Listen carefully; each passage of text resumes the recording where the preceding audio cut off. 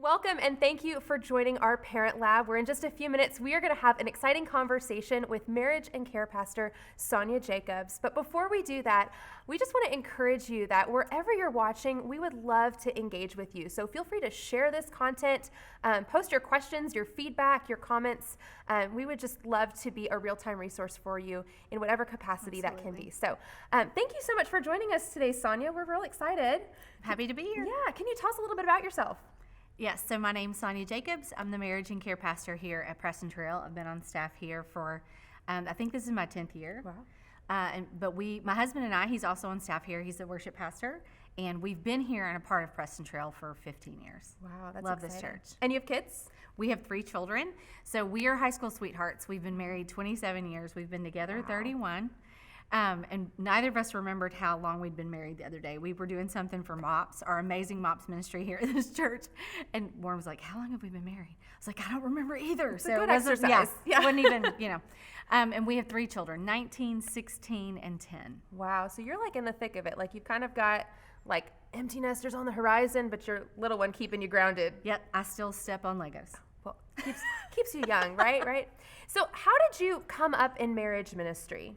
So Warren and I, when we were dating and falling in love, we were a part of student ministry. Okay. And we got married when we were 20, and we both had to have jobs, obviously, and trying to figure out what we needed to be and wanted to be at that point. And we both felt very called to the church.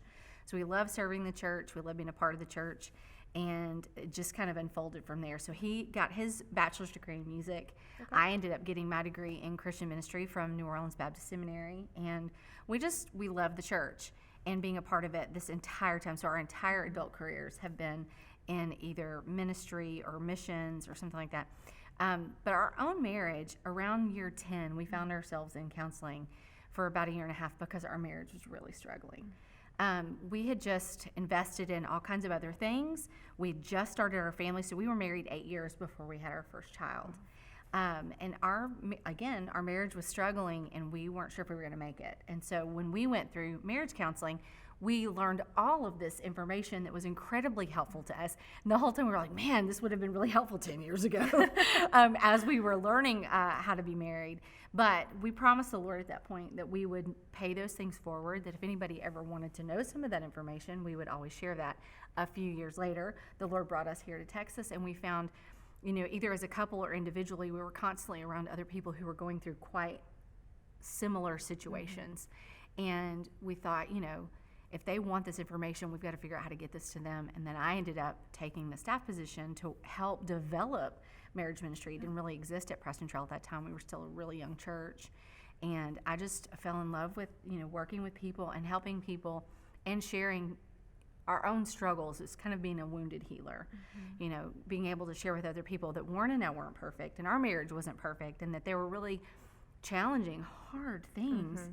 that when you're going through it can feel insurmountable, but with God, all things are possible, and that we had a real story of what that looked like. So to be able to share that is how I ended up in the position that I'm in now. Thank you for sharing all that. And so what are some things that you do with couples and for people in our church here in your position now? Okay.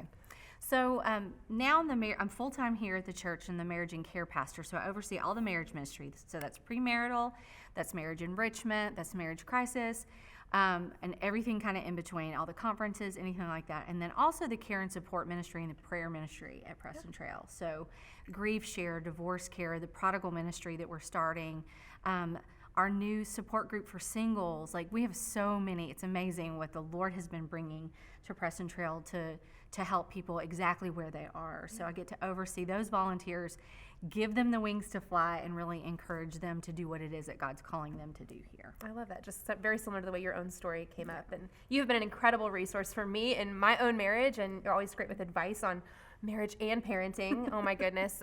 Your son Reed was in my class when I was a volunteer very first year here at Preston Trail. So very near and dear to my heart. So I'm excited to get to talk to you today. Yes, sir. You ready to dive into some questions? Let's do it. Let's do it. Okay. So there is absolutely zero question that having kids impacts your marriage in some pretty interesting ways. And before we get to some of the harder ways that parenting influences marriage, let's talk about what are some of the ways that having kids makes marriage better and makes it more fun. Ooh, girl, I got a good one for that. So, like I mentioned, Warren and I were married 8 years before we had our first child. And interestingly enough, I was still kind of a jack of all trades. I had not found my career path. So I was working at a design center, and I worked at a retail store, and I worked at a restaurant, all this kind of weird stuff, kind of piecemealing it together while he was really digging into his career. Well, ultimately, what that created in our house was a sense of loneliness for me, because I always wanted to be a mom. I knew that there was going to be, I prayed and hoped that there would be a season in my life where I was a stay-at-home mom. And so I didn't feel like I could really dive into a career if we were going to, start a family. So it was just this very strange holding pattern.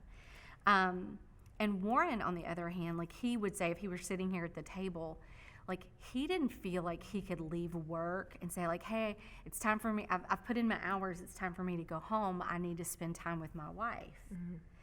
But as soon as we had our firstborn child, he felt a great deal of permission to say, hey, I've done my hours. I'm going home to see my family. Now, hindsight, right, would always help all of us. Hindsight would tell us we were already a family before we had our child. Absolutely. But there was something about having that baby and having that family unit that gave both of us more permission to really invest in what was happening in our home. So if I had wanted to go to a fall pumpkin patch before we had kids, I may have felt really like, hey, a little let's weird. go for the What's this woman doing on the tractor? But now we've got babies, so we can do all the fun things that I truly enjoyed, but didn't give myself permission to do all the holiday things. Yes. If it's, making ornaments or crafts or cookies or just whatever that stuff was, like having little people in our house gave us permission to find some of that childlike adventure. I love that. To find better schedules. Where before we had kids, we might stay up too late and sleep too late. Kids kind of force you to get your rest. To be an adult. the best parts of adulting. So that was, just a few of the wonderful things that make you also appreciate life has rhythms and seasons, and certain phases don't last forever. Yeah. Like to really enjoy when you only have a certain amount of time to have a 0 through 5-year-old in your house. Elementary school is coming. It gives you a different perspective on those 5 years that I think you wouldn't have otherwise. That's so true. All right. And in your experience working with couples over the years, you've worked with hundreds, maybe even thousands of couples, right? What are the most common issues that you see arising in terms of marriage when it comes to raising kids? Some of the most common struggles or problems. So Dr. Gottman, who's a very well-renowned marriage therapist and does a lot of marriage research, he is phrased with saying that the firstborn baby in a marriage can feel like a grenade being thrown into the house. Not my words, Dr. Gottman's words. That, all the things that felt normal and the ways that you knew how to relate to each other, that just all goes away. And now you find the female in that family, if she's given physical birth, the hormones are undeniable. Like what's happening in your body after you even have your baby. It takes a full year for your hormones to kind of re-stabilize after pregnancy. And that actually does have an impact on how you relate to people, how you feel. For husbands, oftentimes, especially if the wife has chosen the pathway of nursing, if that's the way that the husband and wife have decided to feed the baby is through the beautiful gift of nursing a baby, then there's a man who is sitting there in the room who feels often isolated and he doesn't know how to help. And there's this beautiful bonding thing happening between mother and baby. And babies don't know how to laugh, talk, or engage with dad yet. He's not the one that can feed the baby.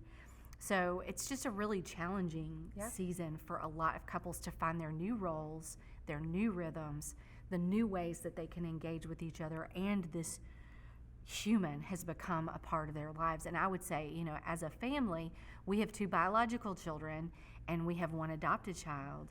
Even through the beautiful gift of adoption, there is still like who's going to do what and how do these roles and responsibilities work and how that affects your marriage. Our family of origins have a very big impact on us. You know, if one spouse comes to the table with a dual income working family where everybody started daycare at 6 weeks old versus, you know, the other spouse may have had a stay-at-home parent and they were homeschooled. Like that, if you're, you know, if those two different kinds of family of origins are coming to the same table, now raising their own family, it can have a huge impact on marriage. But again, communication, the way that your hopes and expectations, the way that you see yourself, the way that you see your spouse, like all those things. I don't want to call them problems, but they can create issues that need to be processed, dealt with, and discussed in your marriage. And are there certain seasons of parenting? You know, we know that they're the baby grenade, right? That's a real thing. Are there other seasons of parenting and phases and stages of your kids getting older that tend to also present some of these issues or flags, if you will? That's a great question, Claire. I think that nobody warned us about pre-adolescence. So I was ready for puberty. Like, I'm like, oh, hold on. You know, like, do your pits stink? Do you have hairy? You know, like I was trying to like set myself up to know, like, oh, this is about to be our hard season. But actually now that I've been there and been with lots of other families, pre-adolescence starts sometimes at 8 or 9, definitely by 10. You know, children are having a surge of their own hormones and their desire for independence, their own ideas. Now, why would that have an impact on marriage, and why could that be another weird like bump between a couple? Is because oftentimes we discipline different. Oh, yes. So, and that's not a gender thing. Some people want to tuck that into gender, that dads are going to be hard and moms are going to be sweet. It's not necessarily a gender thing. It's just a difference in the way that we see how to best utilize the things of like discipline and consequences for behaviors, and how to encourage positive behaviors, what the expectations are on kids. Like all those things can sometimes be very different between husband and wife.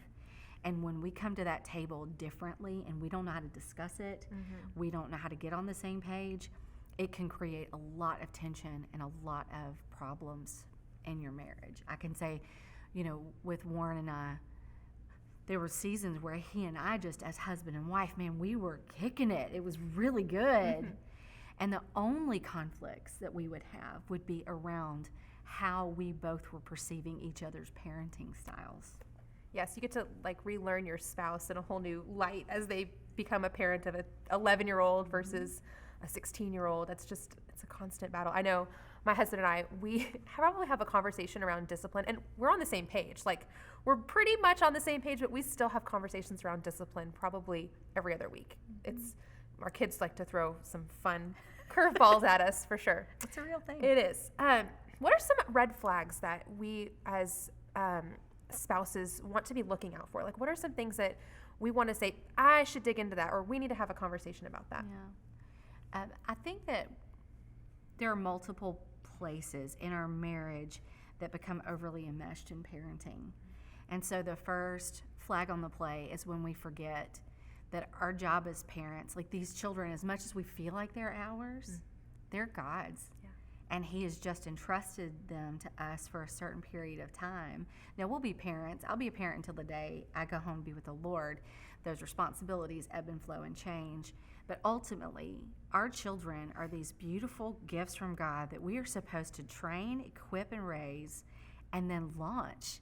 Like, we want our kids to be contributing beautiful humans in the world that are making the world a better place. They're not ours to kind of hold on to become codependent with, or become overly enmeshed to. Our identities cannot be all wrapped up in these beautiful people, because hopefully they're going to launch. Like, that's what we want. And I think that there's a big flag when we become very child-centric in our lives, because we're supposed to be God-centric. Like, my life, I should be thinking about the Lord and processing Him, not helicoptering all the time. I should trust that God's will for my children and God's protection over them, that He cares more about them even than I do, which sometimes blows my mind, because I would die for any of my kids. Like, here, you need my heart, let me pull it out and give it to you, you know, but God truly does love them even more than I can. So the way that it looks when we accidentally, and I don't think most people intentionally go, oh, I'm going to love my kid more than I love anything in the world. But we accidentally kind of do that is when they become, like, they get all of our attention. They get way more finances than what they actually need. When every conversation we have as a spouse is all about, everything's about the kid. Mm-hmm. Like when you start to look up and realize, like, all your vacation money has gone to, you know, however many athletic games they have in Vegas and New Mexico and wherever else. Like there's an issue when you can't go somewhere as a couple, right, because you don't have funds set aside to do that, but you spent $6,000 on travel teams. Yeah.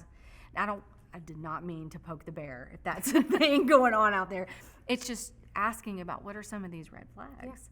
Yeah. If you recognize that you aren't ever going to sleep alone together as a couple, that's a flag. Mm-hmm. If you fall asleep consistently tucking in your kids, and you don't remember the last time that you and your spouse went to bed at the same time, had some pillow talk, hopefully had some other fun, like if you don't remember that because you are so kid-centric, that's a flag. There's something that you need to probably look at. And I say that confessionally. We go through seasons where I'm like, I will not lay down with the 10-year-old and scratch his back because I know if I do, I'm out. I'm like, I've got the back scratcher and I'm standing up. Like, no, I won't lay down because I need to go downstairs and finish that show with Warren and go to bed with him at the right time.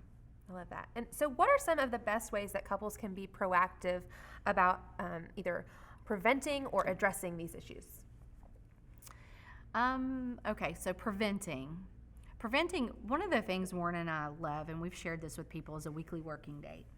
Okay. So I think preventing becoming like overly child-focused or child-centric, becoming roommates in your marriage because you've just got so much on the to-do list. Like one of the ways to prevent that is for us to control our lives rather than letting our lives control us.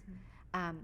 You know, we're all inundated with emails, right? Like I have, in my one household, we have 4 different schools plus a few extracurricular activities for each one.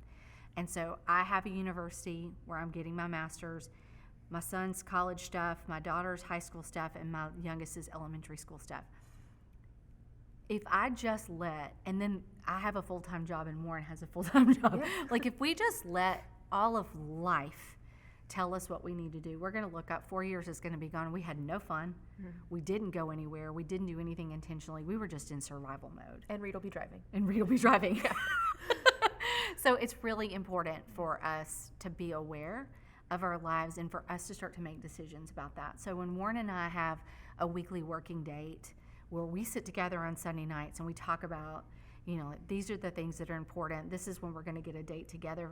This is when, you know, we have to turn this thing in and we have to make sure we've got our tax stuff going and whatever it is. Like we sit together as a team and it's us, not against the world, but it's us acknowledging what parts of the world we need to handle and we're together on that. I think that's a beautiful way to prevent becoming roommates and from letting life control you. And those moments are really setting priorities, like, together. And that's awesome. Absolutely. And the weekly working date that we do, you know, Warren and I have like some one-on-one with the kids on that forum. We have hopeful intimacy schedules. We talk about, you know, like if there's an opportunity for us to have some really special time, what would that look like?